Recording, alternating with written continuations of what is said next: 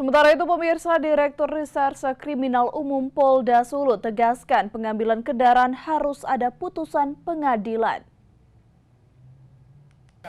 Terkait kasus perampasan kendaraan oleh para oknum debt collector, Direktorat Kriminal Umum Polda Sulut akan menindak tegas para oknum debt collector bila melakukan tindakan perampasan kendaraan tanpa adanya putusan pengadilan. Yang mana kita ketahui bahwa ini adalah objek fidusia.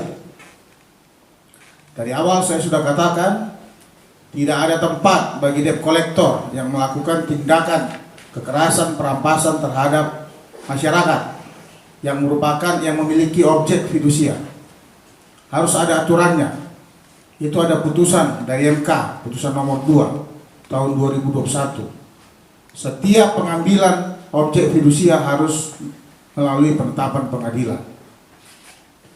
Itulah kira-kira yang terjadi di wilayah Sulawesi Utara ini. Dan masih banyak laporan yang terjadi yang sudah kita terima. Dan kami akan menindak tegas para debt collector yang melakukan tindakan perampasan. Ia juga mengimbau warga agar segera melapor bila menemukan dan sedang terjadi tindakan perampasan kendaraan oleh para oknum debt collector.